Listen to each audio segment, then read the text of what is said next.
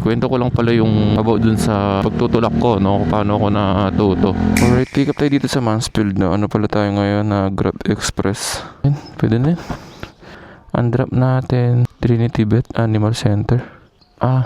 Bandang Baliti. Ayan, doon natin siya i-drop. Same lang din naman yung process ng Grab Food sa Grab Express, no? Pinakaiba lang, siyempre, asahan nyo ng kahit saan pwede kayo mag-pick up. Sa tao mismo, ganyan. Sa merchant mismo, iba-iba eh. Depende yan eh. Gano'n lang naman yung ni Grab Express. Mabilis, madali lang naman. Yung sa pabili naman, yun, pabili. So may bibili ka lang, mag-aabono ka ng pera. Gano'n din naman. Same process lang din naman ng Grab Food. So di ko naman malilito. Ang pinakaiba lang nun, pabili. Siyempre, bibili mo yung pinapabili ng CS natin. Mag-aabono ka, di ba? Pero malaki yung delivery fee ng pabili, compare sa mga Grab Express tsaka Grab Food. Kaya gusto ko rin ng may pabili. Alam mo, lapit-lapit lang sa laki ng fee. Same din lang naman sa Lalamove, di ba? Pag sa Lalamove, alam ko, mataas din yung fee pag pag pabili, di ba? Ang mahalas ko guys, kalabas ko doon sa highway namin, sa kalabas ko sa subdivision namin, pinasukan ko agad ng yung mata ko, sakit.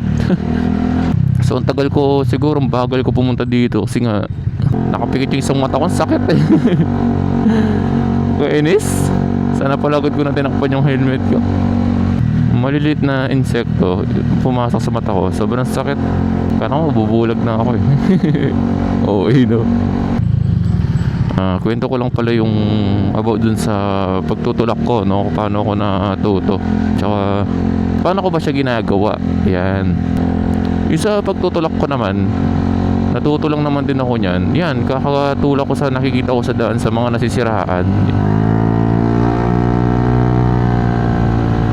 Nung una, sobrang hirap. Di rin talaga ako sanay. Mas nauuna rin ako ng konti dun sa tinutulak ko.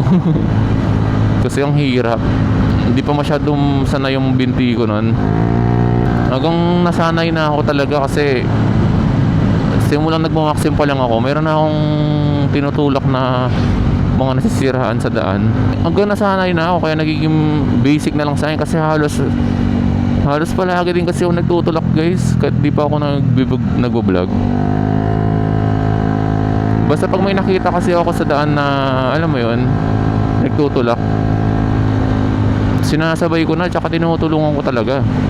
Kasi isipin nyo, sa dami-daming dumadaan, ni isa walang tumutulong. Yan, dali lang naman tumulong. Kaya ako, ginagawa ko, wala na akong gas. Pagas na ba ako dun? Pagas muna ako guys, baka tirikin tayo. Hanggang yun, nasanay na ako, kaya napansin nyo sobrang basic na lang sa akin na magtulak. Kasi nga, madalas ko ginagawa. Ito, mura dito. Para dire-diretso na yung biyahe ko, no?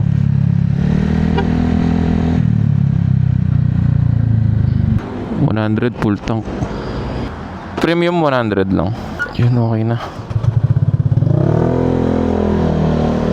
Uy, angas na, no? Ang pinakamabigat na natulak ko bago yung pinost kong video, jeep na Bilya Pangpang. So di pa ako Di pa ako delivery rider nun. May kasama ako tropa nun. Angkas ko, tapos Mio 4 yung gamit namin. Tapos yun, tinulak namin dun sa, alam niyo yung kutkot dito, kutkot hanggang gas station. Tapos yun, yung driver kasi nakikita namin sa kutkot na nagtutulak siya lang mag-isa, tinutulak niya yung jeep. Hirap na hirap siya. Natutulak niya pero di talaga totally para makikita mo talagang natutulak niyang maayos. Hindi. Ang ginawa ko, sige boss, sinabi ko na sumakay siya, tapos yan, tutulak namin. Ang akala niya, tutulak namin dalawa. Kami ng angkas ko. Tinulak ko, yun nga, gamit yung ko nun pa ako. Ang masama pa doon, nagalit pa yung kasama ko kasi yung panggilid niya, umiyak ng umiyak. Parang malalasak yung lining eh. Tapos yun, nasanay na ako na nagtutulak talaga habang tumatagal. Basta yung gawin nyo lang guys, sa mga gustong matuto, tigasan nyo lang yung binti nyo. Then pati manabela, kung hindi nyo pa kaya, Siyempre, pati manobela. Pero kung nasanay na kayo, parang paa na lang gagana dyan eh. Yung sa akin, paa na lang gumagana eh. Siyempre, di ko naman magagawa yung mga ganon kung di ko na matagal ginagawa, no? Wala naman agad-agad. Yun, matututo ka o maano ka. Masasanay ka ng kabilis ng ganon, di ba? Mabilisan, di ba? Hindi ko siya pinagpraktisan na parang kumuha ko ng ano, tapos tutulo ko. Di naman. Ayun, malapit na tayo sa drop-off natin eh. Dito lang yan sa bandang ano, Baliti. Hanapin lang natin siya. Ano daw siya eh? Animal vet. Huwag sana sa second floor. Ay. Ayun. Lumagpas pala ako. Ang layo. Dapat ata doon ako nag-park. Wait lang. Pero pwede nyo naman siya pagpraktisan. Siyempre, lahat naman yan pinagpapraktisan eh. Yung pagtutulak.